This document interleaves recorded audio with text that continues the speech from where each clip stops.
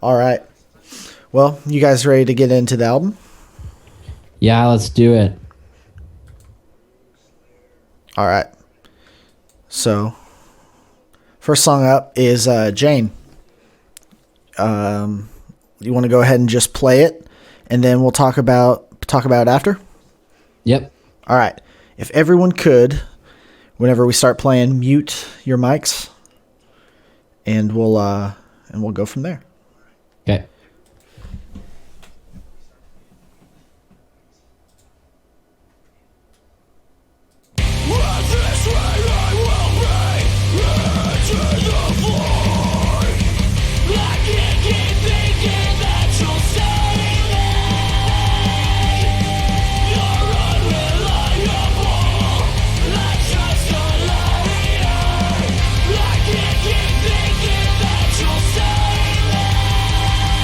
Everyone in chat, let us know if it sounds all right.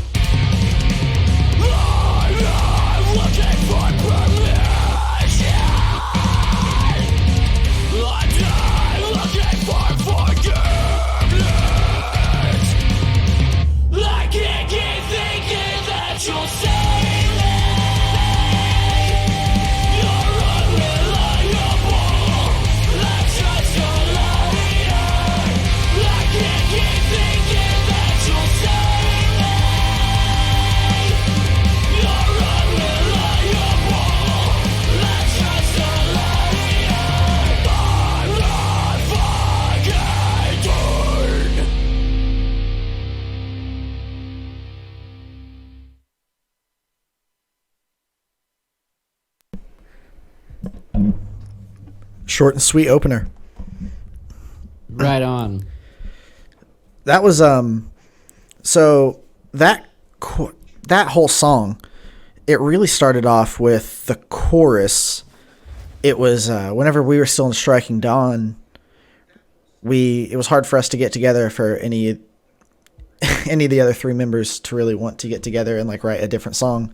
So whenever Nick and I could, we got together at you were living with your wife in DuQuoin?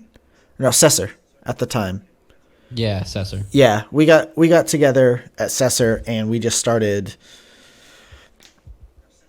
Just everything was different, but the chorus still remained the same. Like it was always that same chorus, but then the entire song changed after that. Yeah, song used to be slower too. Oh yeah, way slower. It was actually almost thrown away, and I was like, Chad, no, we should not throw this away. He's like, I just don't like it.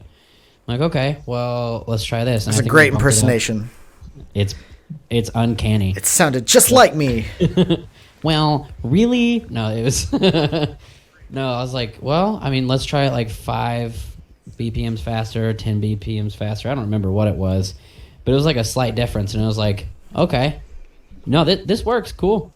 Right on, yeah, I guess we'll keep it. And it's, to this day, one of my favorite songs on this album. Undeniably in your face and catchy. I think it should have been faster.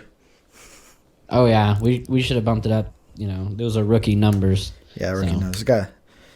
Yeah, how cool is that breakdown? It's just like a drum solo breakdown. Oh yeah, That's so cool. Niven loves it. Yeah, Niven. Yeah, I just think it's so cool. I don't know if I've really ever heard any other song with like a breakdown where it's just pretty much a drum solo. Right. I think it's really cool. I remember we were listening to like The Color Morale a lot around this time, mainly just No Hope. It's always on repeat, and that's what I was pretty much just like this verse, like the after the first chorus, the very opening. I was like, what if we just rip off The Color Morale?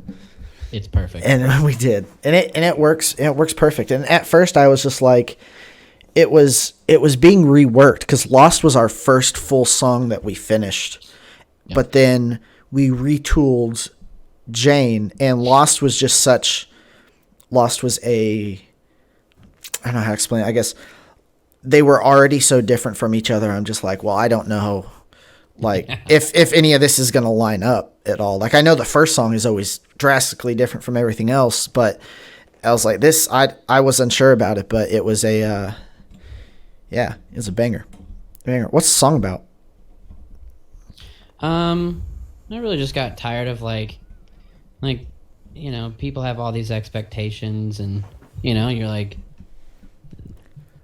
man, I am really tired of doing everything that you ask me to, and like you're not thankful for it, So it's pretty much saying like, hey, I can't keep living like this, and so fuck off, pretty much. John Gooch is in the chat saying, God, play some music. I don't want to hear y'all gab. No, I agree. Aaron says your drummer is so good. Thank you, Aaron. Chad rules. He said Chad rules, which I agree. Yeah, fuck Nick. Niven, what's your hey favorite? John. Oh. Hey John. Hey Aaron. How you doing? Niven, what's your favorite part of the song? What's my favorite part of the song? Yeah. Obviously, where I get to play cool stuff in the breakdown. So before we convinced Niven to actually join, it was just me and Nick at the beginning, and what I loved to see Nick do is write parts that he didn't know how to play. So we were just like mapping out drums for the time being. We're just like, fuck it, we can't find anybody yet. We'll just do this ourselves. And then I think whenever we like, I don't know, it's like whenever you showed the drum MIDI map over to Keegan, and he's just like, you're hitting like 3 things at the same time that is physically impossible. You're like, listen, I don't play this instrument. Yeah, I don't. It just sounds cool, man. I'm just gonna keep. Like, I don't care if he needs like 8 legs. Honestly, it's gonna happen. We miss you too, John. Yeah. Anyone got anything else to say before we go on to the next song? Nope. Guide You Home. Second song. That was Jane was the short one, so strap in for a long one. Strap in. Strap on. Here we go.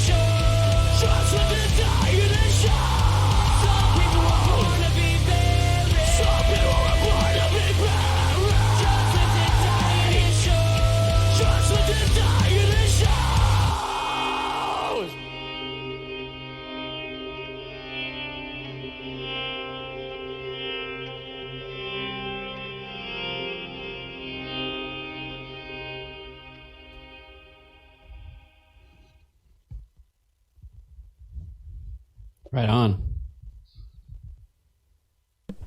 So this was the first song that we wrote together. No, this is the second song we wrote together. No, it's the first song we wrote together in a room, right? Like all of us? Yeah. Before we go into that, John Gooch says it's really amazing how far we've really come since those 2 stage shows in Cape. You guys remember that? Oh god. Playing Striking Dawn, is that like two shows set up? Oh yeah, and the 2 different shows that we did were just wildly different. Yeah. The first one, it was like we went on at like, I don't know, 7 something, and there was like 50 or 60 people in there. I don't know. I don't know how to count people. I never know people. Mess that up. But then the next one we did, I was like, oh hell yeah, we're going on 11. People will be here, and someone's like, no, nobody will be there. I'm like, awesome. no, Love I think so. I think so. And then we played the show to 6 people, and they just stood like 5 feet away from us like this. Right on. But no, John, I really do miss you. Call me. Adrian Johnson says, does kind of give off that Warped Tour vibe. John also says, I've been really digging the melody writing that I'm assuming is a lot on Nick's shoulders. It's well managed and it fits super well. Thank you. Thank you. To be honest, sometimes I come up with a melody and I present it, and it's the dumbest thing that's ever been sang. And Niven will always go, because he just drums, drums. And Chad will be like, no, I think you could probably do better. Yeah. We're not putting that on the CD. And I'm like, okay. And I'll stress out and I'll get mad, and then I'll come up with something that, like this song, and everybody's like, yeah, pretty cool. It's like, we'll wait to talk about that with Everything I Fear. Aaron says, I seriously listen to this album almost every day. I know I don't know you all personally, but I love your music. Who's Aaron? No, I'm just kidding. Thanks, Aaron. Thank you, Aaron. All right. So, anyway, let's get back into Guide You Home. I just wanted to shout out to the people in the chat that's been following along. And if you guys have any questions, let us know. We'll be answering them. All right. Chase said hi. Oh, hey, Chase. He's all right. He's okay. Chase. Anyway, yeah, guys, go off. So, yeah, this was the first song we wrote all together in a room, and I think it came together within, 3 or 4 sessions? Yep. And 3 weeks. Done 3 weeks. It was really cool because it was like the first time that Niven actually wrote the drums behind the drums, and he came up with things that like Chad and I would have never thought of. Like, I remember we got to a certain part and we stopped, and then Niven just kept going. We were like, right on. Okay, shit, cool, right, cool, we'll do that, yeah. So specifically the pre-chorus, the tom hits,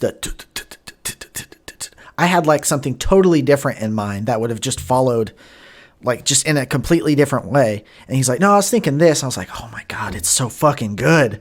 It's so good. I was like, I would have never thought about that. And I still like, that's still one of my favorite parts of the whole song is just that part. It was just, I had something completely different in my head that I was just being like, yes, this is perfect. And he comes in, I was like, oh fuck. Yeah, it's so good. I think one of the benefits to us just sitting down and like you playing the riff or whatever, and then me just thinking of something versus like mapping it out. Yeah. Is if Nick mapped out some drums or something. If I hear something once that's drum related with something, that beat is kind of just stuck in my head. Yeah. And I have that complete 100% freedom. So like sitting down and playing it live instead of trying to map it is so much easier. Oh my God, yeah. So pretty much we, for anyone who doesn't really know, Nick and I, we wrote 6 songs and 6 of them are on here, but we released them. We wrote them all.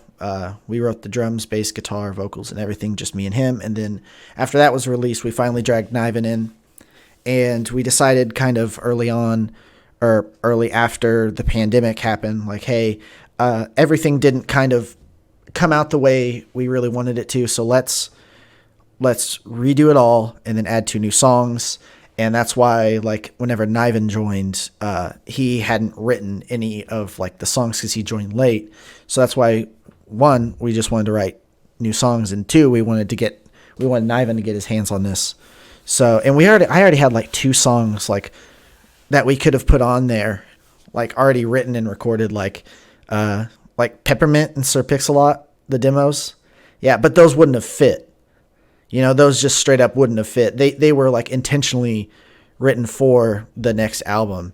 So it was a good idea just to go ahead and just start fresh again. So we always had everything mapped out on drums, and the fact that Niven finally got to sit down and we got in one room, it was just like, okay, this is how we should be doing it from now on. And it was magical for sure. Which is so crazy to think. You know, you think just you and your buds getting together, you're just writing in a room, jamming or whatever. But the whole time we were a band, it was like the first time we sat down to actually write a song together. And we got together like once a week, and it took 3 times of us getting together, and then it was done. Yeah, it's pretty cool. Got anyone? Yeah, no. And this song, just lyrically too, real quick. If anybody has seen it, Shia LaBeouf did a biopic called Honey Boy, and he goes on to explain like his early childhood and his early acting career, and the time that he spent with his father. And I love Shia LaBeouf, so I was like, cool, I'll check this out. And there's like a lot of mental and emotional abuse in that movie, and man, when I watched that, like, it was really hard for me to watch because I didn't know that I dealt with that too. Like, I guess I buried it. And so when I watched that movie, there was a couple times I had to stop watching because I was crying so hard. Like, it's crazy. Like, I'd be at lunch in my car just like sobbing, trying to finish this movie. And I was like, dude, I didn't know I had these feelings.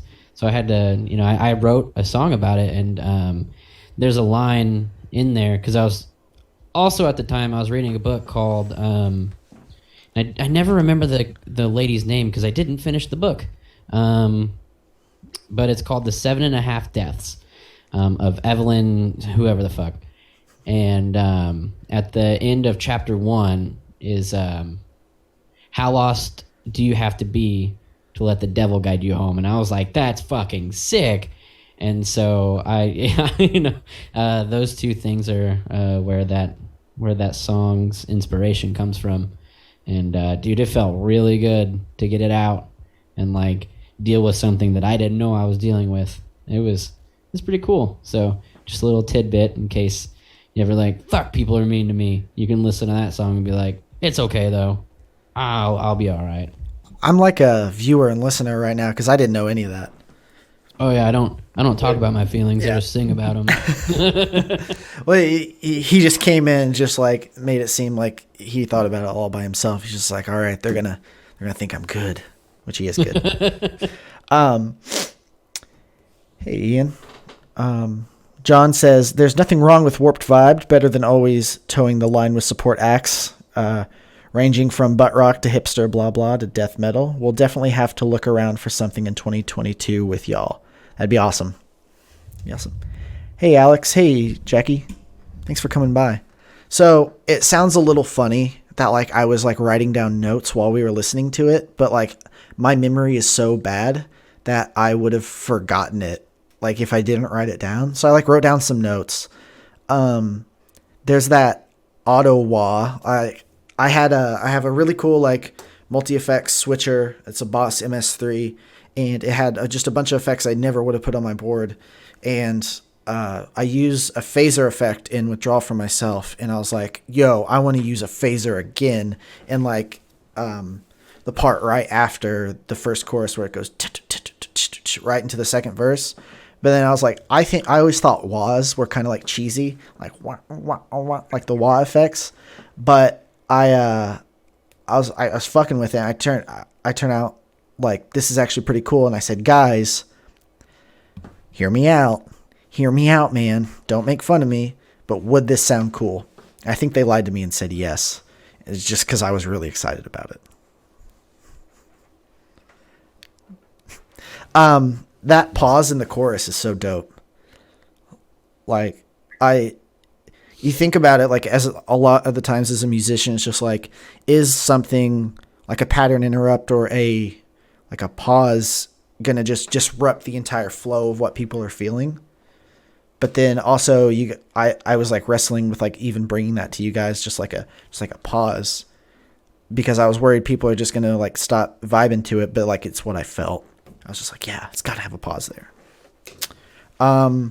So in the breakdown where you hear like a little like fast riff, Niven wrote that part. That down. No.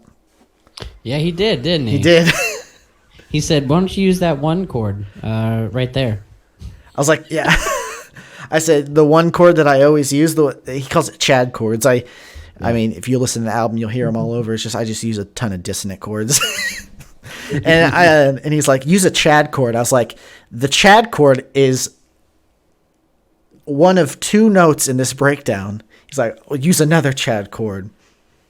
And I always, sometimes like for warm up, I really like the riff in The Lines by Beartooth, and it has like a really interesting like bend. And then I was like using the Chad chord that Niven told me to do. I was like, nah, it sounds too weird. And then you go, stop.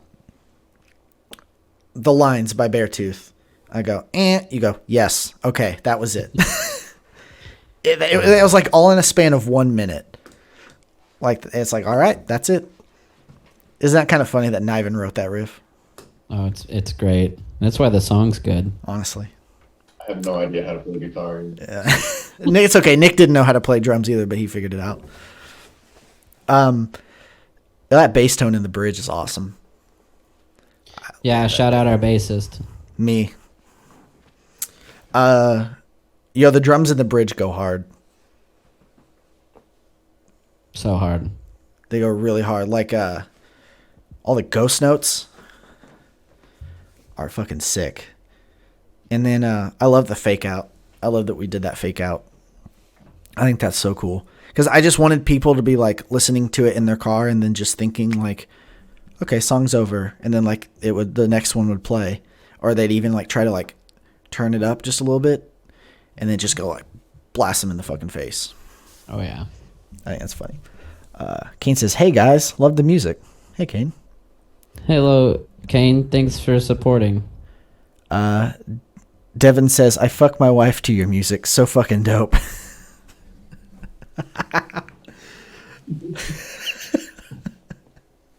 Thank you.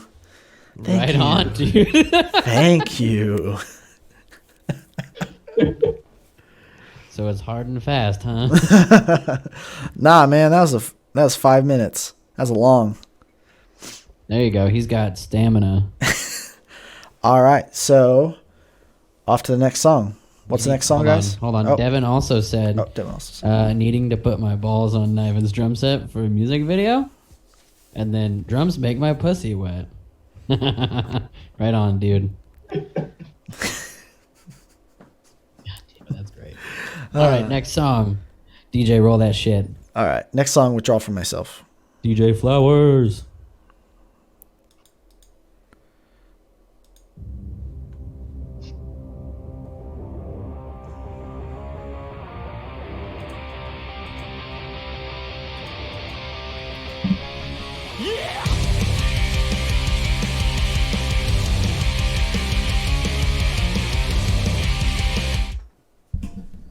Oh shit, I forgot. Niven had the idea we should watch the music video for it. Yes. Yeah. We made a music video for this song. I muted my mic at the same time the music stopped, and I was like, holy fuck, what? Oh shit. Yeah, let's watch the music video. We made a music video for this song. We did. Dead Wolves Withdraw From... There we go. It's right here. Withdraw from high school. Withdraw from high school. Let's do 4K. All right. Let's go, everyone. Unlike it and then like it again.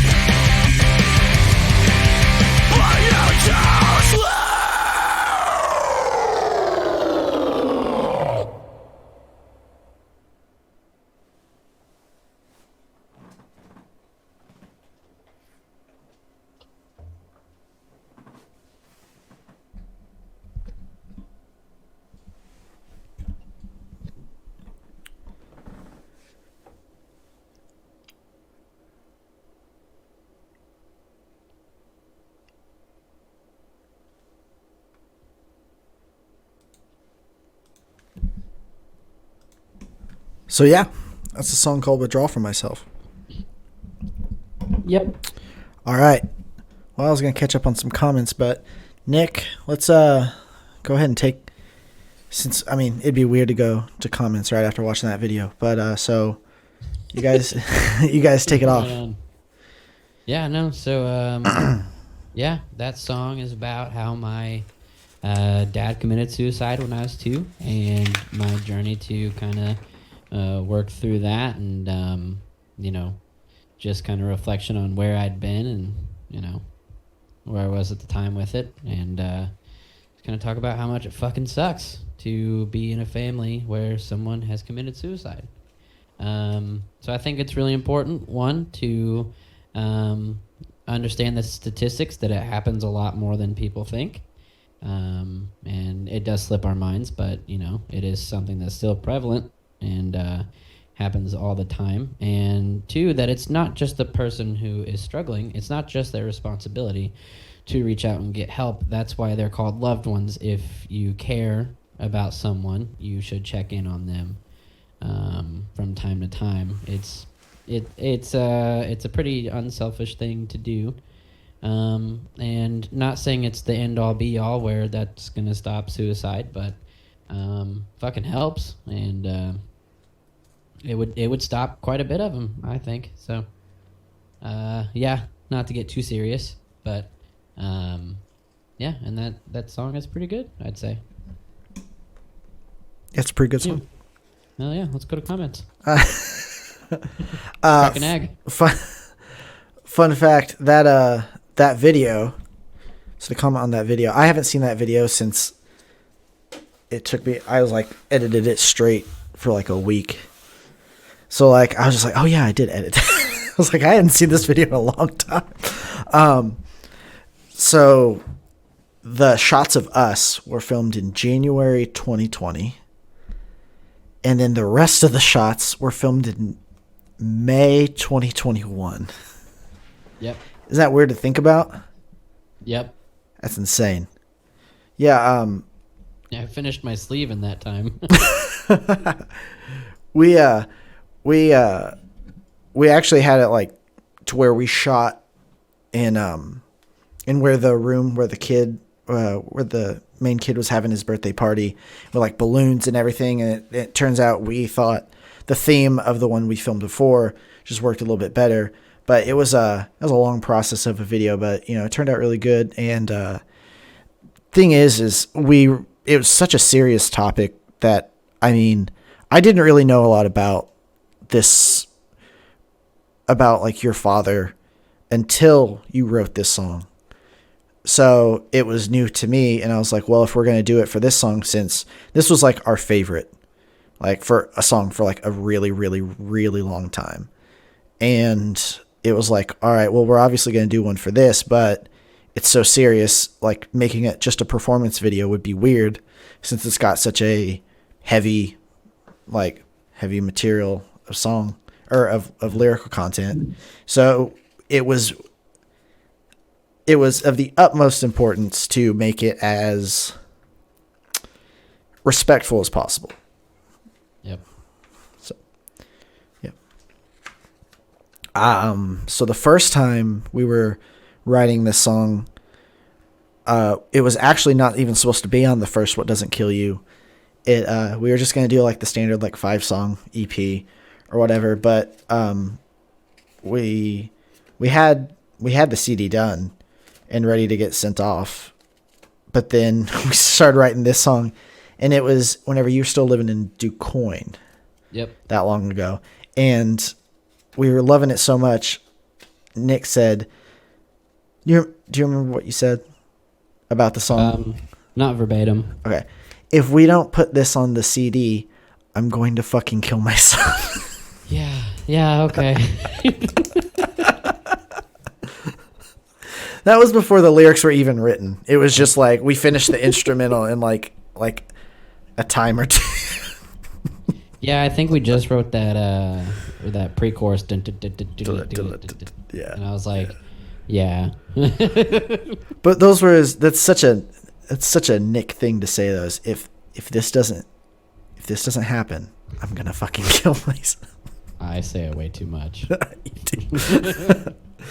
But no. I'm glad it did. It was, I think, for a while before so 2 new songs, it was all kind of like our favorite song. And it's not even like it's a very straightforward, not complicated song at all. Very like meant to be catchy and a little dynamic in a lot of places, and I'd say even probably our lightest song when you think about it.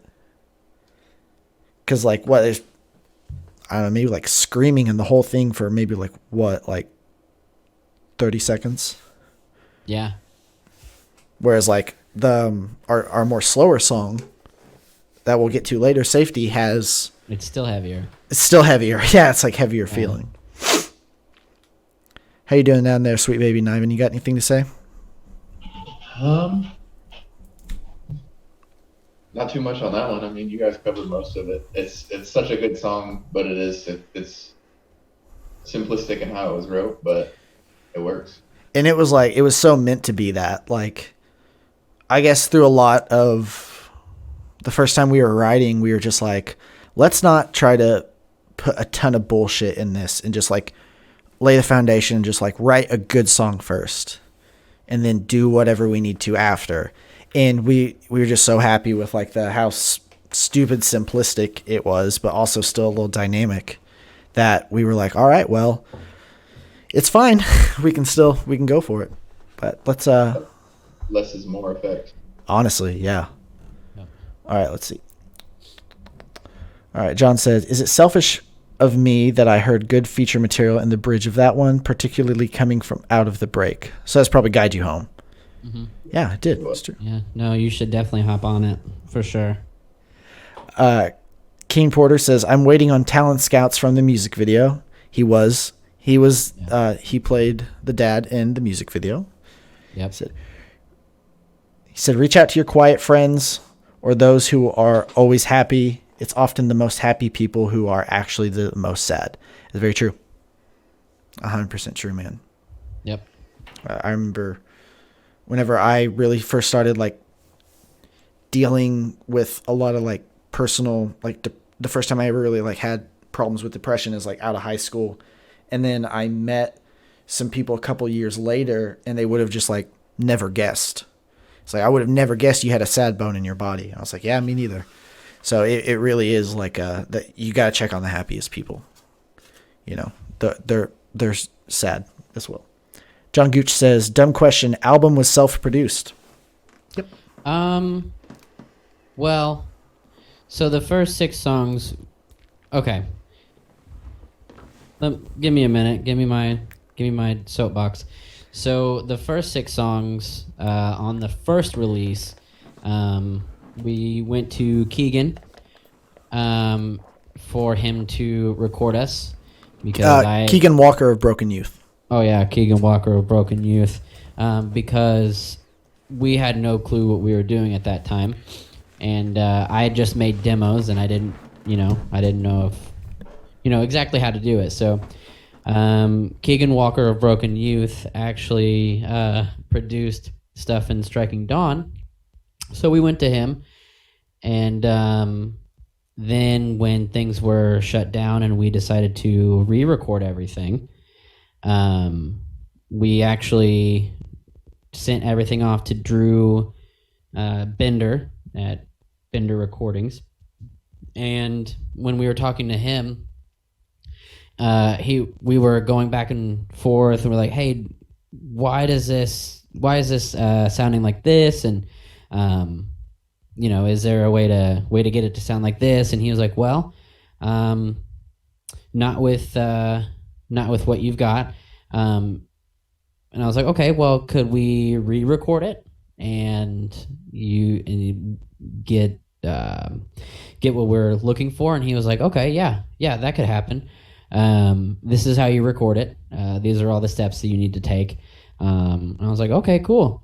And so I don't really know if there was a song that wasn't retouched at all. So all now 8 songs were self-produced and engineered, and then we sent off everything to Drew to get mixed, mastered, and so yeah. It's kind of weird because like some people do know that we did a What Doesn't Kill You, and not a lot of other people know we did. I don't know. I just had a brain fart. Like, not a lot of people knew that we did a What Doesn't Kill You before this, but a lot of people did. So this may sound a little redundant and weird that we'll just keep talking about this. But yeah, Drew was a trooper with us as well too, because it was as hard as a process as it was to redo all of this.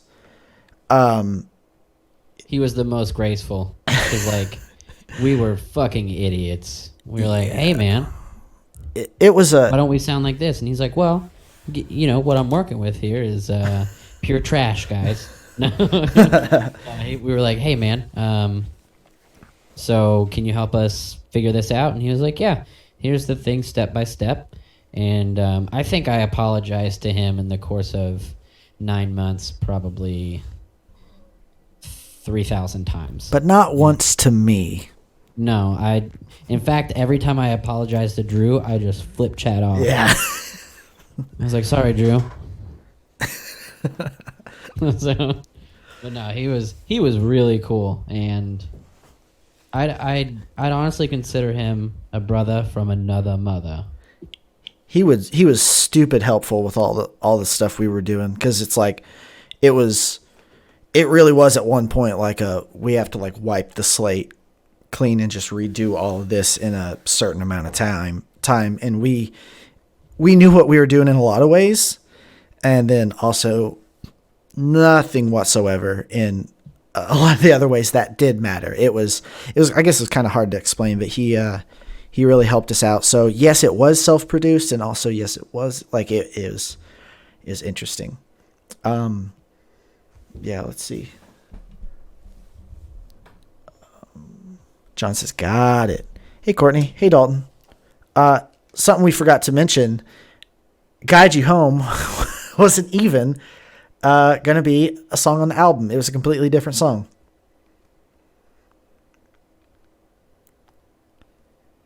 It was Broken Glass. Oh, yeah. Yeah. Oh, my God, dude. Okay, so we wrote this song front to back called Broken Glass, right? I mean, we had this song down, went to go write lyrics. I fucking hated everything I put over it. And at one point, I was like, why don't I make this... I can't even think of the word right now, but I was like, what if it was a song that's like this? And I was like, what if it's this really theme? Cool it had concept? Like a concept. Yeah, I was like, what if we make this a concept song? And I wrote it all out, and I said, fuck that. And then, time was crunching at our own little window we had for everything. And nobody puts more pressure on us than us. So it's like staring down, we need to get this shit done. And eventually we looked at each other and we said, we fucking hate this song. Can we do something else? And I remember, so whenever Chad gets stressed out, it's like his eyes just exploded and he's always walking around I don't know if, hold on, let me do the face. So that's how he walks around, and he instantly puffed up like fucking Mrs. Puff from SpongeBob, and he was like, we need to write a new song. And I was like, fuck yeah, this sucks. So then we wrote Guide You Home, and it came together super quick, super easy. I mean, things just kind of flowed out, and we were like, fuck, this song is cool. I'm so glad we put ourselves through that. Oh my God. It was, I'll never forget this. Pretty much it was, Nick is 100% right. And Niven will agree with this. No one puts stress on us like us. Yep. It is not good. It is not good. And it was in our chat. We were just like, all right, guys, this is it. Like, Drew needs this, buy this. And this is like it. Are we okay with this? Yeah. All right, Nick, come over. And then he was going to record the last vocals or whatever to send off to Drew. And I just saw the way Nick looked or turned around in the chair, and he's like, this song sucks. And I said, thank God. This song is not good. We cannot do this. This is not a good song. It was just, there was nothing special about it. None of us were particularly stoked on it. I think at the time, Niven was just at work, and it was just such a Dead Wolves text chain. Just we completely, And Ivan, by the way, we're throwing away this song. We're writing a new song. He just goes, LOL, okay. and that something like that happened with Everything I Fear. So that's why it's I'll get around to that whenever we get there, but it was such a bad song. It was such a bad song. And then I think it's the first song that we wrote after this album was finished is we started writing. We pretty much just broke apart that song, Broken Glass. Or no. We just cut off. I think we kept maybe the 30 seconds of the intro and then just threw away the rest of it and then wrote a completely different song. Yeah. Yeah, because that's It's going to be sick when it's done. Yeah, and that song's done. And by done, we mean instruments. Well, it's going to be a concept song. It's going to be sick. Anyway. It's going to be about this one thing. Anyway. But, yeah, Niven was just like, okay. Can we get together next week to start? Yeah, he's like, yeah, dude. Yeah. I saw it. Do the I face. bought another car. I bought a motorcycle. I'll ride my motorcycle over there. Just bought it. Hey, I work at a bank. You're like, cool, yeah. Well, we're writing a song. Awesome, dude. Football cards, dude. Hey, man, I just busted open this pack. I'm not going to buy any symbols, though. Fuck that.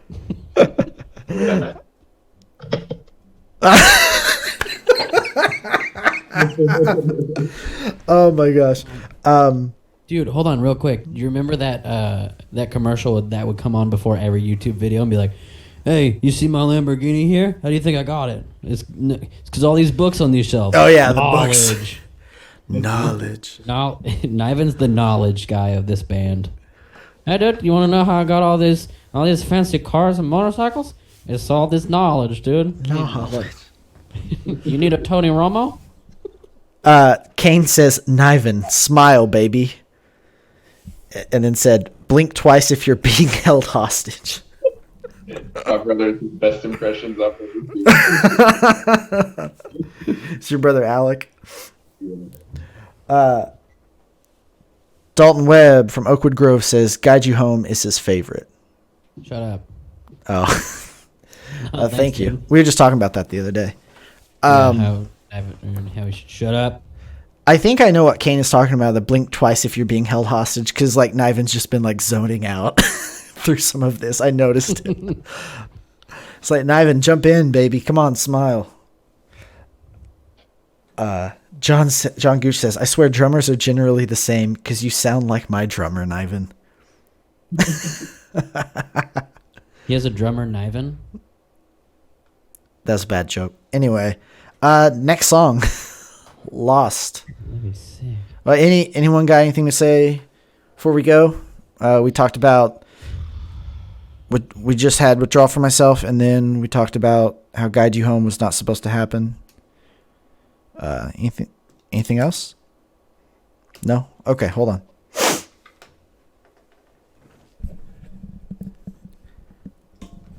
Do you hear me like breathing heavy? No. Okay. Because I feel like I'm breathing heavy. For anyone that doesn't know, if I'm focused on something, a baby. I'm gonna put it on mute in case he farts or cries. Okay. Aw, baby. Welcome, our fourth member.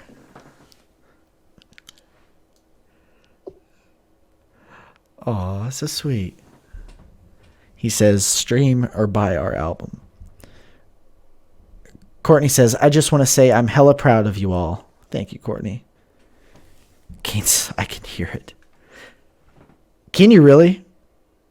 Kane, actually, because if I'm focusing, I breathe like a 300-pound man who's about to have a heart attack. And he flares his nostrils and my mouth, the lip up. my mouth is open. Just like, I can't help it. The other day, my brother asked if I was okay. I was like, yeah, I'm fine. Because you're breathing really heavy. It's like, yeah, I do that sometimes. I'm just focused. Dalton said, exactly how much weed did the guy on the bottom smoke before you guys went live? Just a ton, dude. Just is a couple J's. Couple J's, dude.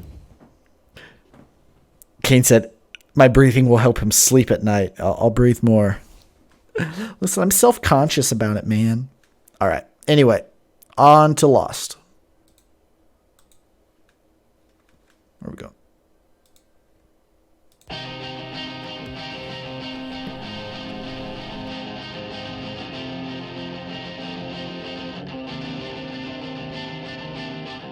see the edge. I don't know what I'm doing. I fall apart.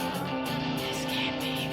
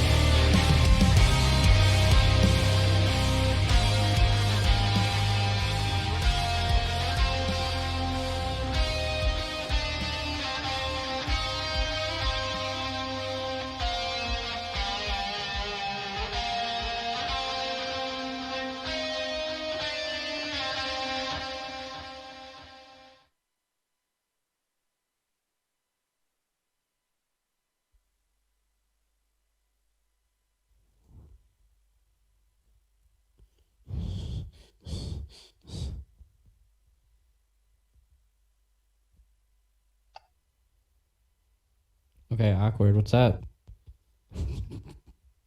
No, yeah, that was our song called Lost. Hope you guys enjoyed it.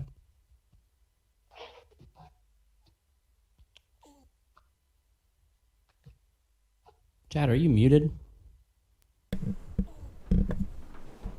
Can you hear me now? Yep. All right, good deal. Dalton's in the chat said, "Sweet tea, Chad. How dare you call me out? I've fallen off the wagon of my sugar cleanse, and I ran out of stevia to make my Arnold Palmer, so I got weak, and I got a sweet tea." Aaron says, "Killer song." Thank you, Aaron. Kane says, "Chad, can you walk us through your guitar setup?" No. It would take longer than going through every single song on this album. It's Oh, like, shit. let me just run you through my signal chain real quick, guys. So the history of my pedal board. Yeah, when it yeah. First started. Uh, No, yeah, go ahead. Don't you have a picture of it? no. John Gooch says, "Were the guitars all DI and revamped or sent full to Drew?" So they were reamped, yeah, in a way, because Drew used Kemper profiles. So we recorded them raw Dry. through a DI, and yeah, he took them and reamped them. So yeah, super cool. It's really funny because whenever I record guitars, I specifically cannot hear my my guitar playback happening in real time. I have to record it like with just the drums and the metronome, like a maniac, and then you listen back to it. It's just like a clean, just guitar signal. But yeah, we sent it to Drew, and he reamped it there. We used at first he used a 5150 amp profile, but we later decided on a JCM 800 amp profile because that's like my tone is like a Marshall JCM 800, and it turned out really, really good. Really happy with it. But yeah. Yep. Kane says, "Do it, pussy." Yeah. No one's got any time for that. And you know what? And probably tomorrow my whole rig will change all up over again, and then the guys will have to come and hear me talk about it. So we had this idea of starting like either a TikTok series or a YouTube series of where Chad is just describing everything that he uses to people who do not give a fuck. Like if we go to play a show, he's talking to like the sound guy or the door guy, just like, so yeah, after that pedal, we've got this pedal, and what I use is I don't like the really little cables. I like the ones that are a little bit longer, and people are just like. So the more shows we play, it's gonna happen. We're gonna end up shooting that series, and it's gonna be great. And I don't think that happened at our first show back. no, we were all too nervous. I was nervous. Well, the last thing anyone wants to do is hear me just talk guitar stuff, so I just don't anymore. So if there's anything that changes when you guys walk into the practice space, I just don't say anything. I tried not to look at all. Yeah, I just don't look at all because I just look at the drums things do change. because I don't understand drums. I look at them, I'm just like, what the fuck? Kane says, "Never listen to your input. I've found recording silent while listening to yourself over everything makes you play sloppy." I agree. Yeah, I thought it was just me. I thought it was just weird because whenever someone saw like me recording, it was like nothing playing back. He's like, "Are you sure you're not on mute?" Like, yeah, I'm sure. John says, "Bro, just get a DI with a pass through, like $40. Get the DI signal and you send a signal to your real amp for live tracking." Oh yeah, no. We've got that. It's just it was easier for Drew since he lived in Michigan. And it was just already faster. You know, Oh, we did use a DI with pass through, because that's the thing that Niven has, and then we use that. We plug the guitar into that and that into the interface. At least that's what I think. yeah, 'Cause it's a DI and there's a pass through, so it's got to be a DI pass through. You know what I'm saying? Like it makes sense. I forgot that Yes, John, we use that. I forgot we even did that. I'm already subbed to his setup channel. I mean, I do. He says he does enjoy the setup talk. Nah, we don't. Oh yeah. Yeah, we don't. Don't lie to me. Don't lie to me. He said, John says, I meant for your purposes for monitoring. No, I like physically cannot perform. Right on. Like if I'm hearing myself play back, I have to silence. I play better without hearing myself play back. Yeah, because then he tries to compete against himself, and it's just himself the whole time. I'll hear like little idiosyncrasies and just keep fucking shit up. Anyway, we need to talk about the song Lost that we just played. The first Dead Wolf song fully ever. Full stop. Yep. Pretty crazy. Yeah, I mean it's probably one of the most fun songs to play live, I'd say. That and like I actually hated the chorus, and I felt really insecure about it because this is the first time that I've ever sang. My first band I played guitar with Kane. We sucked, and then I moved on to vocals with Chad in a band called Morgana. 2010. Yeah, I quit right before. Well, we went to the studio, and then as soon as we got there, we did one run through, and then the system crashed. So we just never recorded that with me in the band because I quit. And then the next band that I was really in was Striking Dawn, and that was Christcore. It was so fucking cool, and it sucked. And I shared vocals, so I just screamed. So this project was the first one that I screamed and sang on. So when we came to this song, it wasn't like a belting song that like I'm used to, and so I was so insecure about it. But when we first come out with it, or when I showed people this song, they're like, "Yo, that is really good." And I was like, "Yeah, I mean, you don't have to be nice, you know, it's cool."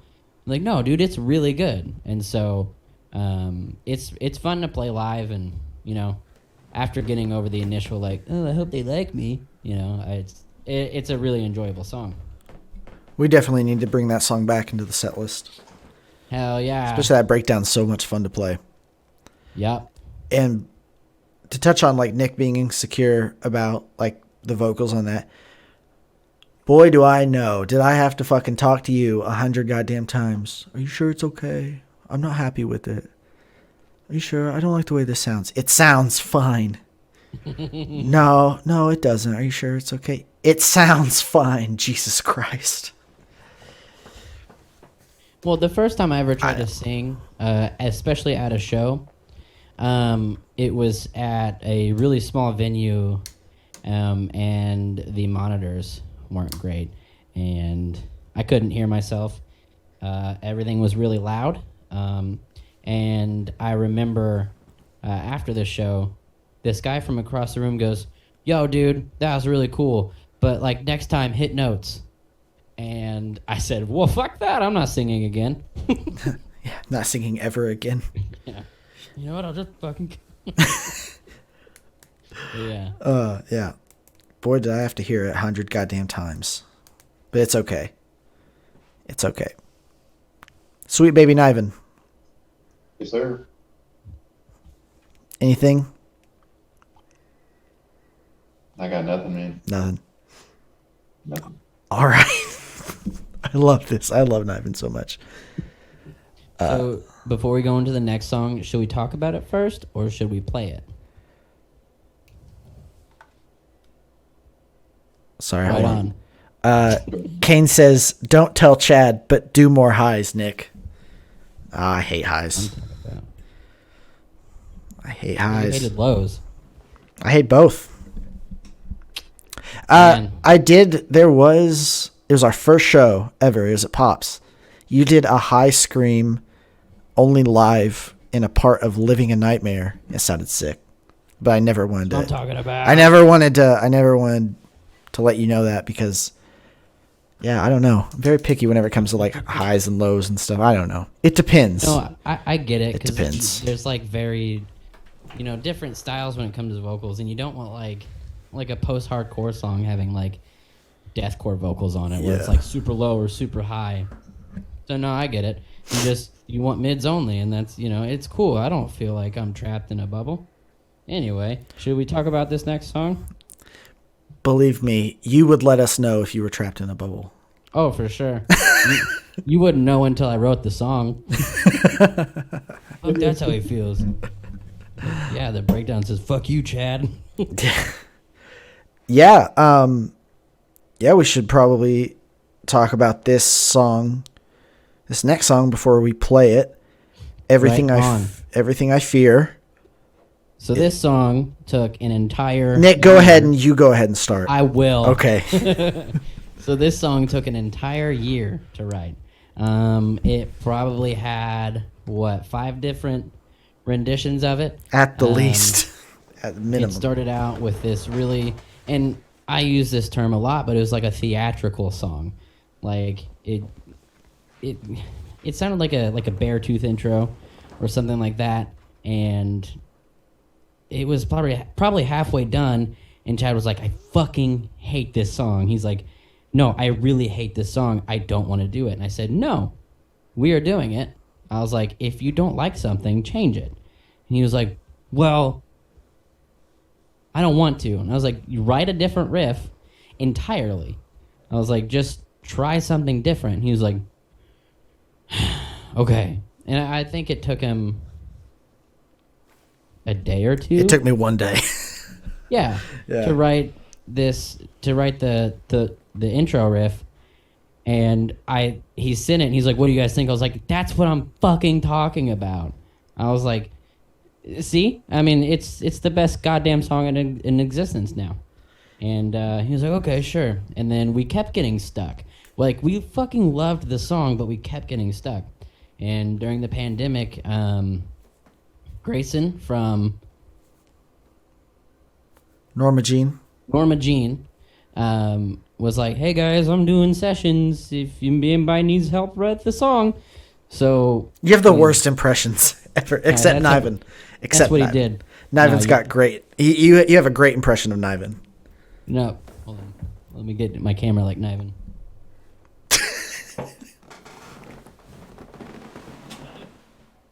But Grayson was like, "Yo, I'm doing sessions. If anybody needs help writing a song." So we hopped on, and he was like, "What's up, dude?" And we were like, "Okay, well, this is a song." He's like, "Cool, I like it. I like it a lot. You could try this." And we tried it, and we were like, "That's what we were stuck with. Cool." It took, I think we had like an hour-long session with him. Yep. And it did not take that long to figure it out. And the rest was just hanging out. And then, oh, he's yawning. Okay, sorry. Then we needed Keegan Walker of Broken Youth's bass to track the song, to finish it, to send it to Drew. And Trinity of Broken Youth was with him. You do that one more time, I'm gonna kill myself. But Trinity came, and I was like, "You want to hop on this song?" I was like, "We can just break this part up, and I've already got it written." I was like, "I'll just tell you what to do." He was like, "Yeah, I'll do it for a cheeseburger." We were like, "All right, cool." So we tracked it, and it was the coolest fucking thing that I think I've ever heard. So that's my take on it. You told that story way nicer than I would have thought you would have. Thank you. I'm gonna tell what really happened. So, so pretty much that I had the idea for the intro. Like, the reason Nick says it's like very Beartooth is I like Beartooth, and they released a like live version of them playing Rock Am Ring in maybe like 2019, 2018, and they opened with the song Bad Listener in like a really cool way. And I was like, yo, that'd be dope to have a song start off where it'd be like a good like set intro like they did. And it was the way I had it. It was just not. It was cool in the moment, but every time I kept listening to it, I kept hating it more and more and more and more. And it just, I mean, Niven, you can attest to it. Like, it did, the guitar wise, it did sound basic and like not as interesting, but it still had that driving force. But every time I listened to it, I fucking hated it so bad. And man, I don't know. I kind of want to say this next part while Nick is on here, because I know he'll laugh. But Nick, I kept just bitching about it. Oh, there he goes. I kept just bitching about how much I hated it to Nick all the time. Mainly, and like when we said no one stresses us out like us, it's that was probably, this was the most stressful song. But I stressed Nick out. Nick stressed me out. Niven was there. We were all stressed out except Niven. And I just kept complaining. I was like, Nick, I fucking hate this song, dude. And he goes, all right, change it. And I was like, I don't know. And I was like, I just hate this. And he goes, then write a different fucking riff. That's how it happened. He said, write a different fucking riff. And then I wrote it the next day. But like, we still got stuck. And that's whenever we had Grayson from Norma Jean come in. And yeah, the song grew from there. And yeah, so my girlfriend was pregnant with my daughter at the time, and she was coming back from visiting some friends about an hour away, and Keegan and Trinity were there at our house, and she knew that everyone was over, and she said, hey, do you guys want some McDonald's? And we're like, yeah. And so she brought us all McDonald's, everyone a specific different order. And then Trinity said, yo, this is the most blackest thing ever. Just doing a feature for a McDonald's triple cheeseburger or something like that. Hell yeah. I still think about that sometimes. But but yeah, no, it was really cool because he's I mean, we've known him for a long time, and it was really cool to do like it's really popular for like local bands or like lesser known bands to go after a featured artist, like still in that genre, but much bigger for name recognition. But it was really cool to do that with a friend of ours and is also in a local scene. Yeah. And then he was a part of our video for it. Yes. Sweet baby Niven. Insert video. All right. Well, I guess I'm going to have to do that.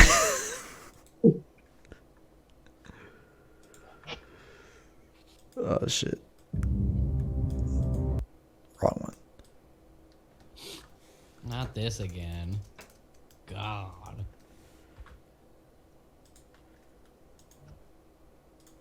All right. So this video was shot by our friend Brody in a 4-story building in Cesar. No, not Cesar. DuQuoin. Yes. And dear God, did we not know that it was going to be as high up as the place as possible. We had like 4 different sets of stairs. And Terrible. And yeah. It was hot. Oh yeah. It was directed and edited by yourself truly. So, let's check this out. How do I get this off here? You are sharing the screen? I don't see it. Oh well. All right. Let's take a look.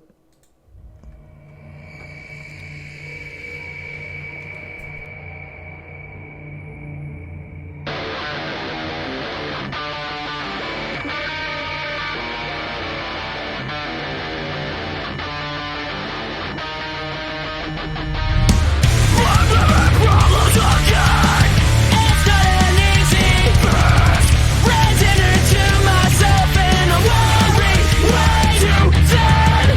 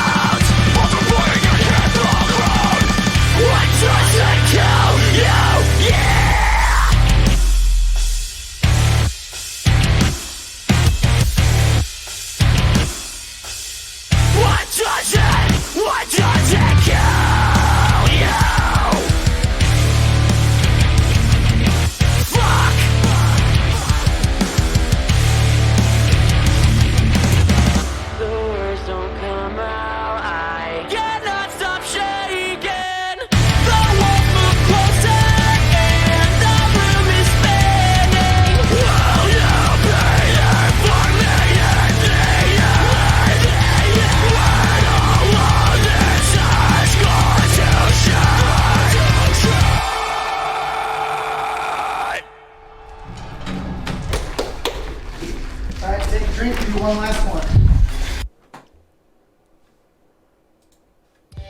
Oh yeah. Also, we had a different version of that chorus. At least 8 times. And actually, that last version of the chorus didn't make it until the day before or the day of. I had to finalize everything. No. We actually sent over a different chorus. We got it back, and to be honest, I didn't reply right away to Drew when he said, "Hey, how's this sound?" Instead, I just re-recorded the chorus and then sent it to him, and I was like, "Hey, try this one instead." So that chorus was actually late, but it was the final one because it sounded the best. So yeah. Yeah, pretty much he sent it back, and the chorus that was there before, I now can't even remember how it went.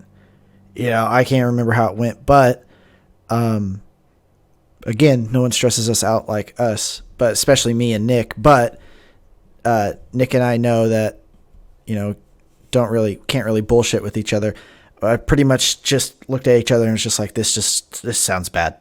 Just as in like bad. This doesn't sound good. We need to do something. And it was like the day. Like it was already late. So it was like it needs to happen right now.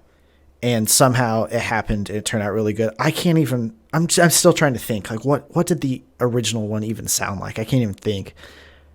But I don't want to hear it ever again. Yeah, but the way it came back, it really was like, this just isn't clicking. Like just something in this isn't working, and that's something I kind of referenced whenever we talked about Guide You Home. It was like we made a big change and texted Niven, and then Niven's just like, okay, yeah.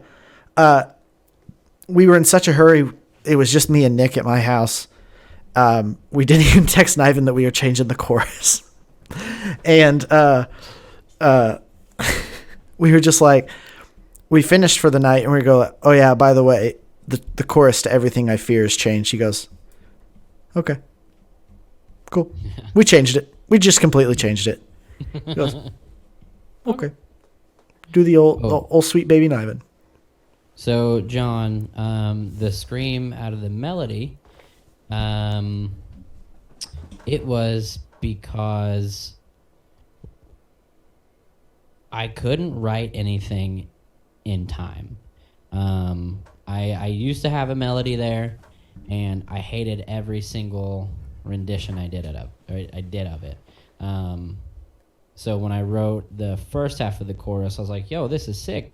But every time I tried to write the second half, I couldn't find something I was happy with.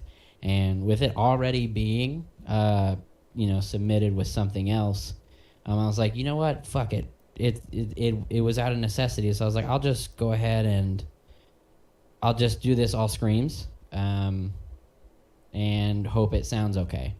And I think it sounds okay. I think it would have been cool to have just a little bit more time with it to find something that works. But also, that song, dude, makes just vocally wears me out. Like, the thing about being the only vocalist in this band and not even having like someone doing backup vocals live is like, if we ever go to play a show, I will try to organize the songs in a way that like it's not going to absolutely fry my voice by the time I'm done. Live sets are all based around whatever Nick thinks is best for him and the vocal reason. And I sit at home and like I put as much time into the live set as I did like a demo or anything, like fine tuning everything. Like I've even recently got into writing the intros by myself, writing the things in between songs, because live we're trying to keep it, cohesive to where like it's just one constant flow. You're not going to have someone like me up there talking because it gets rough sometimes listening to me. I forget halfway through my sentence Amen. where I'm going. God. It's- but yeah, see, I forgot where I was going. But like, you know, fuck. No, you just mean Yeah, yeah. it was makes out of sense. necessity because it was just something to get it in and get it done. So It worked out. yeah. Kane says, I know this is a listening party, but let me ask this. Sorry, another question for Chad. Since you're the only guitar, how do you plan your riffs for being lead and rhythm? I don't.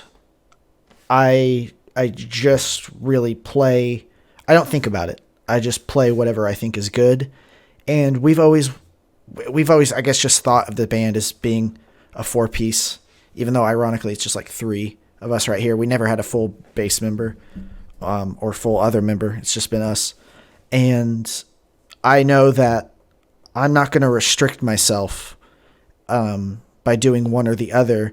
If I need these guitars to be played live, as unpunk rock as it is, we're just going to have to send it through the other part, through the track to the other side of the stage live, and people will still hear that as well too. You know, it's not very punk rock or, you know, anything like that to have like it sent through like a DI to the other side of the stage, but at the end of the day, I just care about like whatever sounds the best. Yeah, I don't know if that makes any sense. Kind of went on like a little. Yeah, so pretty much I just do whatever. Yep. Hell yeah.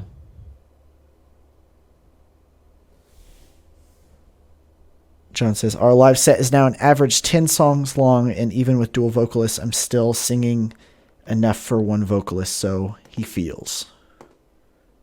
Yeah, if Chad or Niven ever suggested that we do 10 songs, I would fucking kill myself. Just absolutely. I couldn't make it. I'm currently having trouble with like the 5 to 6 song range. So, yeah, I would. Props to you, man. Like 10 songs, good lord. No way. No way. No way. But that's. God, I wish we didn't live so far away, honestly. Nah, the We're 10 songs 5 will happen hours one day. away. No, it won't. If we have 3 vocalists, for sure. For Right sure. on. 20 songs. Yeah, it'd be cool, but, you know. But yeah, boy, before we move on to the next one, Everything I Fear, it's my favorite song. My favorite Dead Wolf song so far. Yep. Just in general. That has been released. You as No, well, even Nick? unreleased.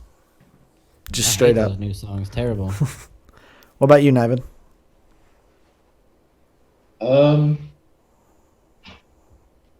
It's pretty close, but I would say that that's my favorite song too. All right, what makes it close? What's the other one? Honestly, it's Guide You Home or Safety. Like, it's crazy how Safety came from Yeah. who it was to what it is. Yeah. If you like listen to both of those, it's like a 4 out of 10, and then like almost perfect for what it is now. Like, I So would have true. never done it with it like it has, but we'll get there in a little bit. Oh yeah, for sure. I think Everything I Fear and Guide You Home. I know it's weird to say because it's new, and I mean even this Safety, the new Safety is still kind of, I consider it a new song, but that Guide You Home and Everything I Fear constantly, just like one day I'll listen to Guide You Home and just be like, oh shit, yeah, that's my favorite, and then the next day like Everything I Fear, I'm just like, God, this song's perfect. It always goes back and forth. It may be like a cop out since those are our 2 new tracks. Like it feels like it sometimes, but it's yeah, I feel you on that, Nyman. Yeah, I feel like they're a good tie-in for the album. They really Uh, are. they fit, but they're slightly different, and they're gonna fit the transition of what's coming better. that's every time I listen to Everything I Fear, I can tell, obviously we already know since we've already been writing new stuff what the transition is, but like after Everything I Fear, granted we wrote that before Guide You Home, you could tell like that is the next step. That is the next level that is the start of the next level for the music that we will be doing. So it's always kind of nice just thinking about that. So yeah. All right. All right, let's go. Next song. What's it called? Not this. What? Safety. Let's do it. That's what I was thinking.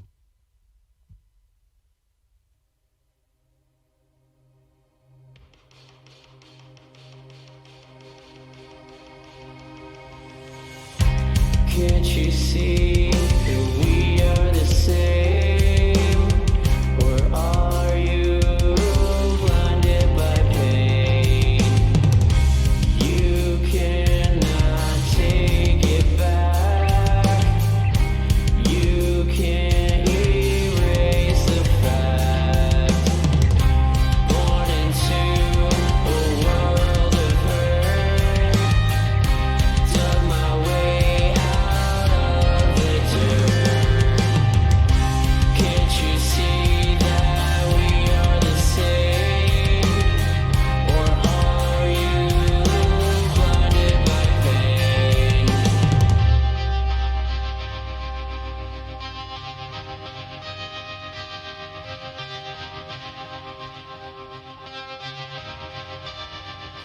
Put down your guns. We're all your loud ones. Let God be the last time they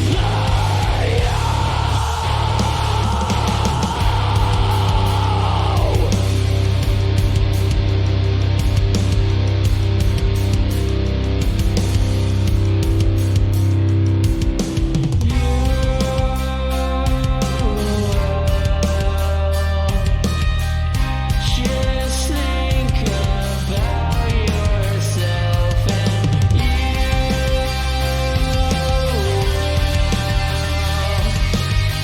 you'll make it out. You'll make it out. You'll make it out. Put down your guns. We're all your loud ones. Let God be the last time they will ever see them again.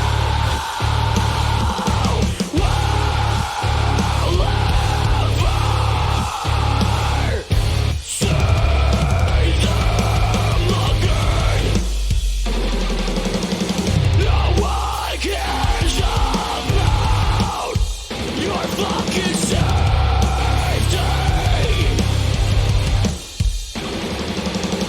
No one cares about your fucking safety. Have you ever thought about the hell you put us through? Never got a second chance and we just feel misused. You feel our pain. One of these days. Put down your guns. We're all your loud ones. Let God be the last time they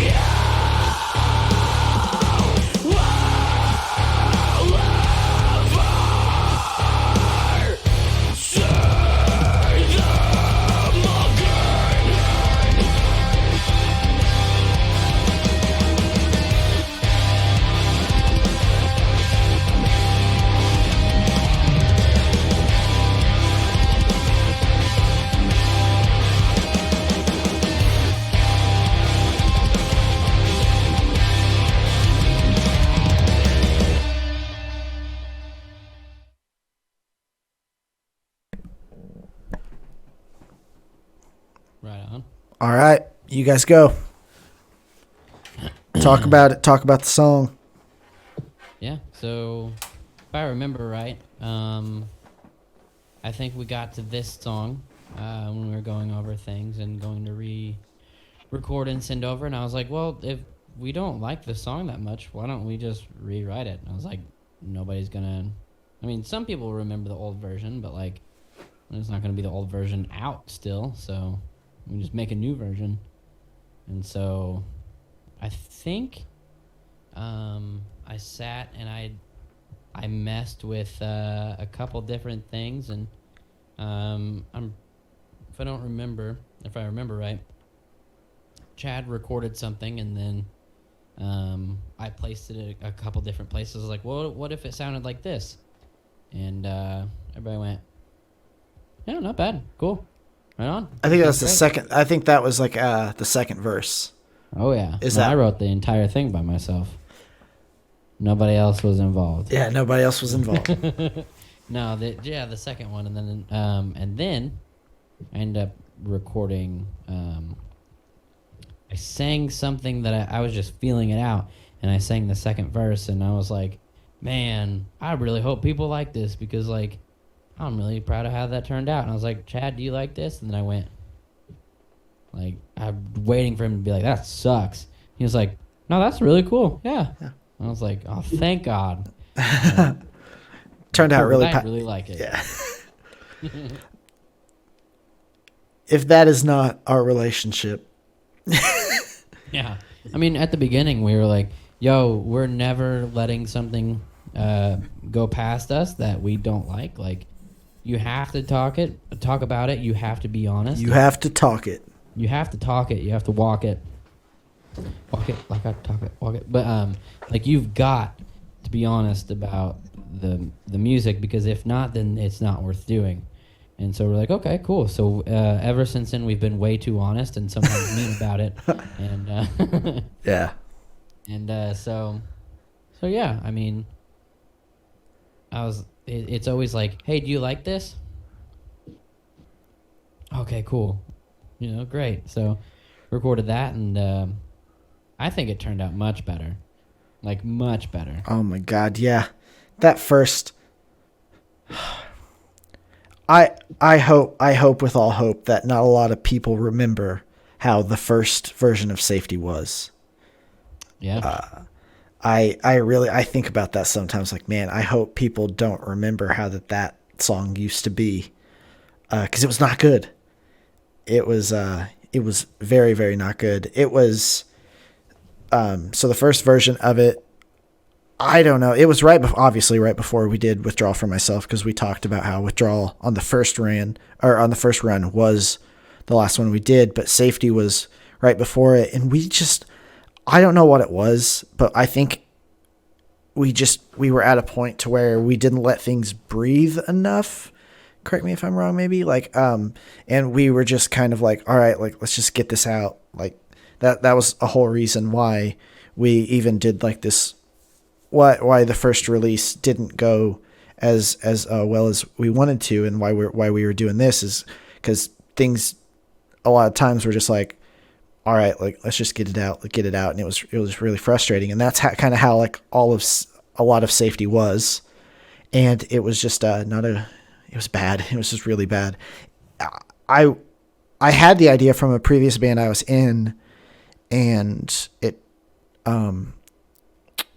I always wanted it to be like, I want this to be heavy feeling, but not heavy. Like, it has to like hit you in the chest. And that's what I think that song, especially the chorus, does. It really hits you in the chest. And I like how it's, the chorus is screamed and not sang. I always like it whenever shit like that happens. That happens in a lot of like metal songs and stuff. But yeah, that song used to be really bad and almost unlistenable, and I really hope people don't remember how it was before this, because right now I think it's definitely one of our best songs. Yes. Niven? I don't really have anything to add to it. I mean, I kind of went over it before we started it. You guys covered all the other stuff, so. You got to pop in, sweet baby Niven. We want to hear from you. But I just really like the way that it turned around, and it was very interesting how we took and restructured it. But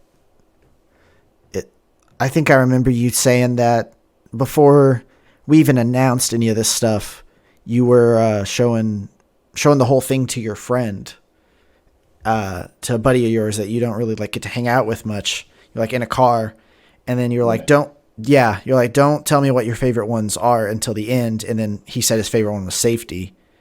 yeah. Out of all of them, he was just like, dude, Safety was the best, man. I was like, right on, dude. Because like we expect, like we have like an ear, like as in like, all right, this is what we think should be a single or a music video. This is what we think people would be perceptive to the most. So we kind of, as we keep talking about that, we get that like implanted in our head, like we don't hear anything else.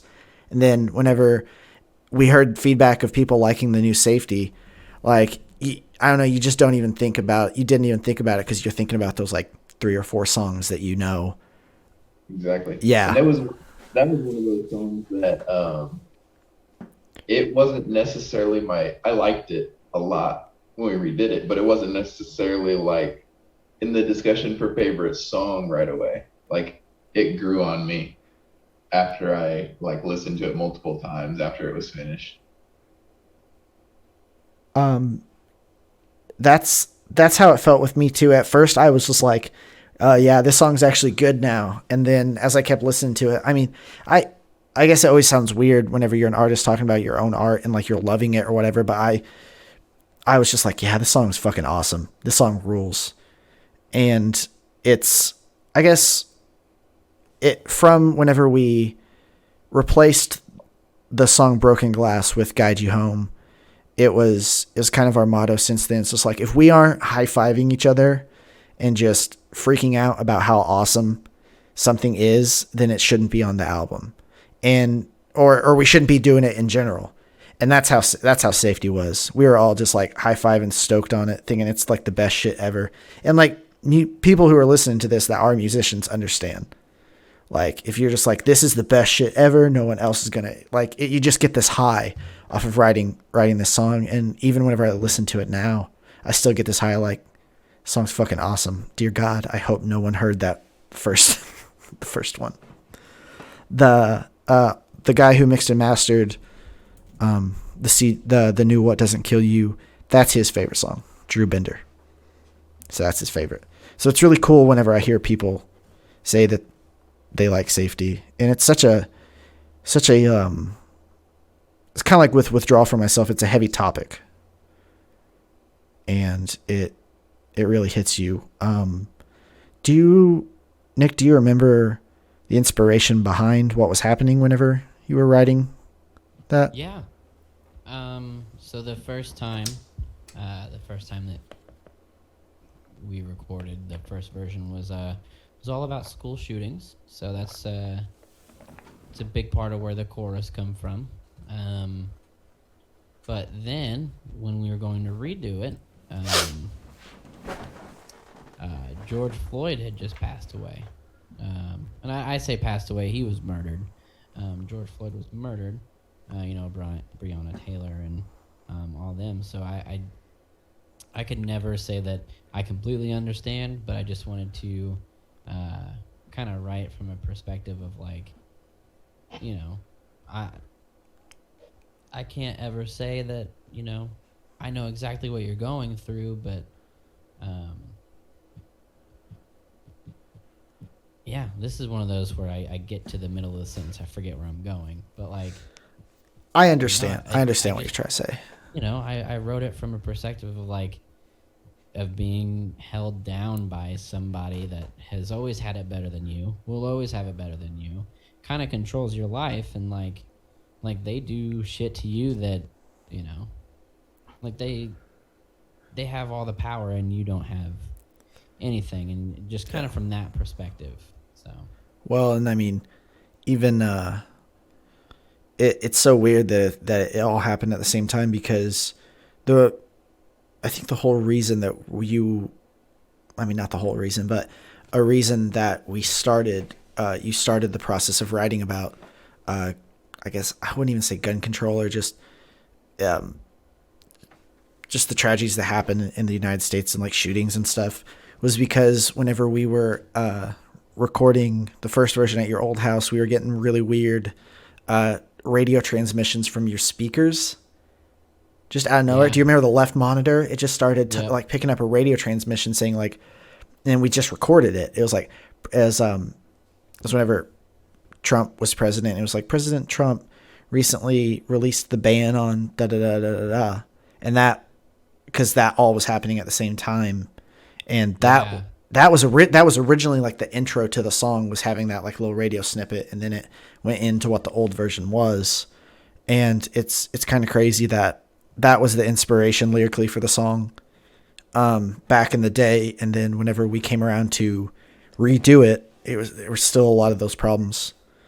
And even now that we're doing this, like with the Kyle Rittenhouse stuff about the guns.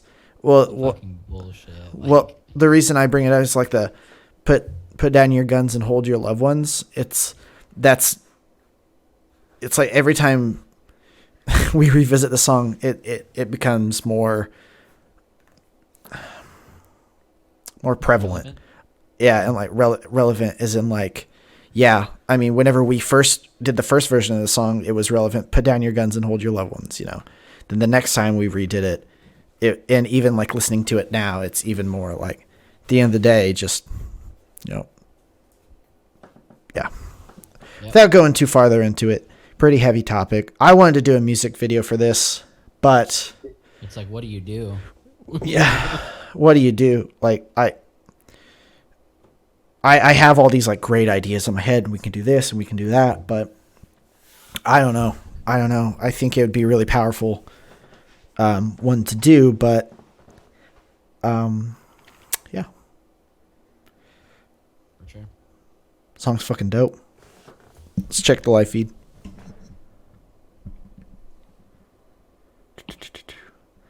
John says both Nick's cleans and screams give me Dave Stevens from We Came as Romans vibes, and he's here for it 100. Oh, hey, Mike. Kane says I've been compared to that dude so many times, which I'm not saying it's a bad thing, but like, so many times. Yeah, dude, it's so cool. Whatever. No, I appreciate that. I appreciate that a lot. I think it's because we're both kind of short. Kane says, I just checked my computer and I have the raw original recording of that song, so I'm curious to see the difference. No, delete it. Delete it. Empty the trash. No, you go on live next. We'll see. We'll see what happens. All right. What's the next song, boys? Worthless. All right. Next Otherwise known song. as track 7. Niven. Next song is Worthless. That's track 7. All right.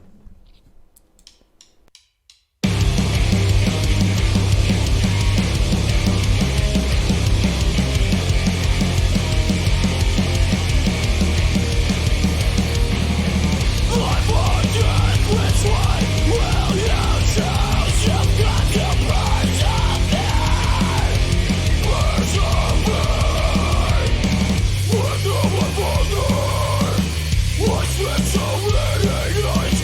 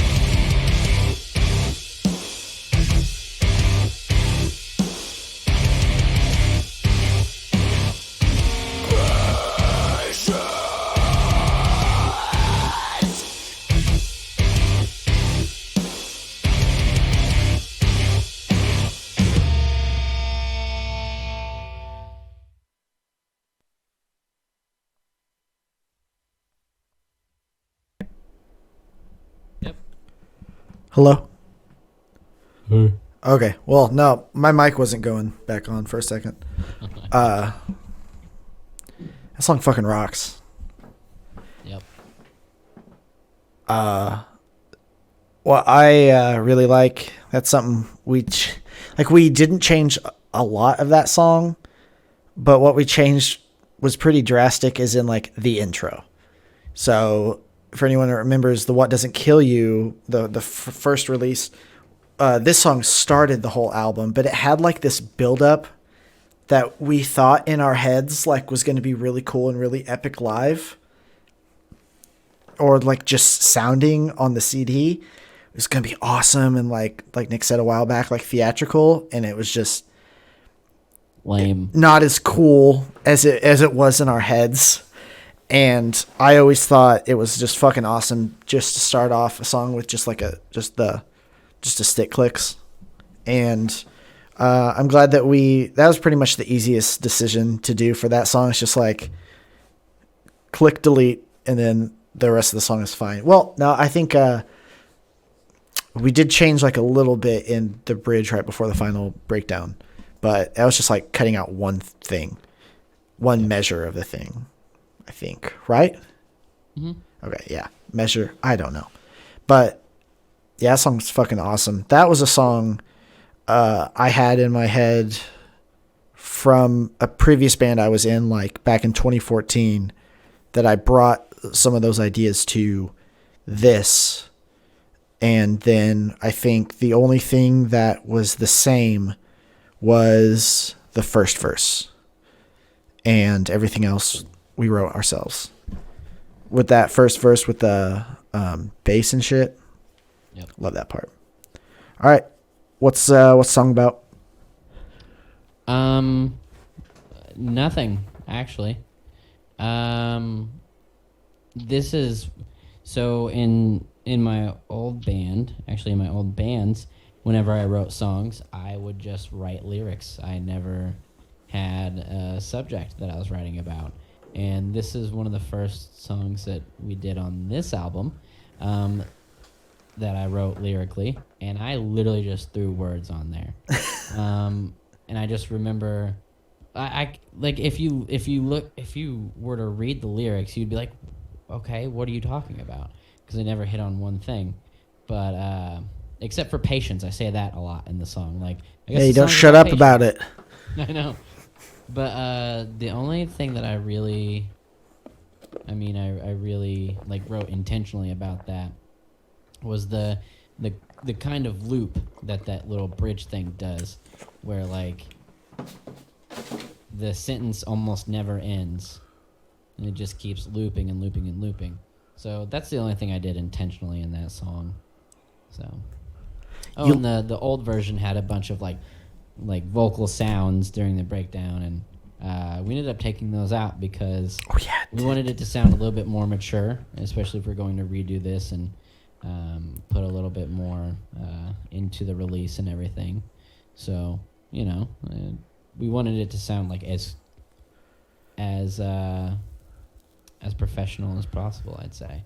So Yeah, like it's just like we said a handful of different times. It was if we're going to redo this, we're going to do everything right and not just be compliant to a lot of small things here and there. And it was, that was a constant theme. So you got anything? Oh, hey, Stephanie. John said, having met and played with him, you're both really nice guys, at least. No, so that's a lie. Dave is the only one that's nice. yeah, And Nick's a big old meanie. I'm the worst. Sweet Baby Niven, you got anything? Any favorite parts? Anything you like to play? Anything about the song? That song is, I will say, that song is just, it's super fun to play live. Oh, Like, God, yeah. there's just something about it. That's one of the songs that always sticks out. Like after 2 years when we played at Red Flag for the first time, which if you haven't been to Red Flag, it's awesome. Fucking awesome. That song is always, it's always like one of the songs that just sticks out in the set. Like it's not necessarily if I listen to the album, like obviously I'm going to say they're all good because we made them. No, I like them all. But when it comes to live, like certain songs hit different, and that one does for sure. I agree. Like I just love listening to that song just in general, but it is much more of a live song than it is like a listening song, which is it's so weird to think about. But yeah, especially the way we have it set up in our set right now. I love that Nick put it where it is and how it was all like timelined out. It is perfect. I love it. I get so excited about it. All right, let's see if anything to say. Jaden says she likes your hat, Niven. Of course, she came in here, talked about Niven. Kane says, personally, I think this entire album hits home, and I absolutely love it. Thank you, Kane. Love you, man. Yo, for real, though, I still watch videos of our first show at Pops. We killed that performance. So it's fucking I awesome. work in the phone industry, and that was the same day as an iPhone launch. And I remember it was like pulling fucking teeth to leave then. And then it was also around the same time that the weather started shifting. And so I had a bunch of like sinus and drainage stuff going on. And I remember like leaving work after a super long day and just drinking tea and like eating cough drops the entire way there. And then like getting to Pops and then going on stage. And then it was so fun though. Like, I don't think that night could have been better. So, oh yeah. Well, I rewatched that footage, and like the person who's like the lighting director for that and like the engineer behind there, one made us sound and looked way better than we actually were. Yeah. I rewatched, I was like, man, we sound really good.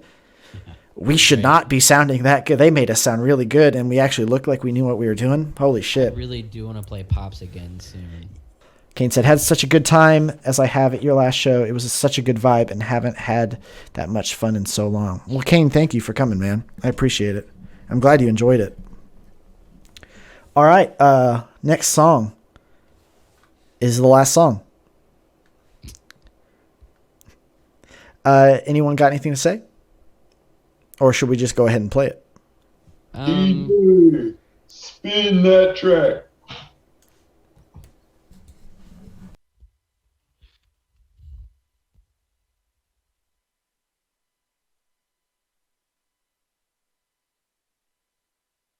He said fucking play the song, Dad. You're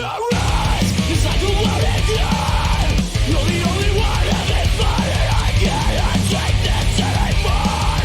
Not like I did before, and I fucking ain't the way. You made me feel like I understand your tragic and pathetic. Make love your fragile emotion.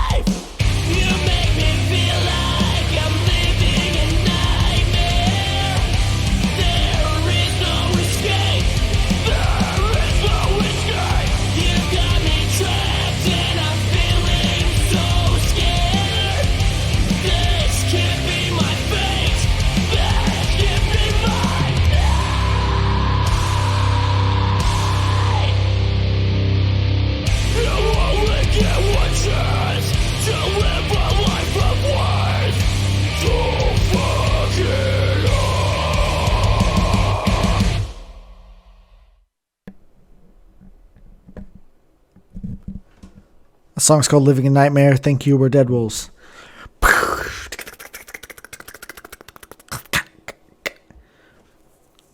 All right. Yep. So, song Living in Nightmare. What do we got to say about it? This actually started out as a song for a little side project I did for a while. I was just talking shit about an individual that actually we were all in a band with.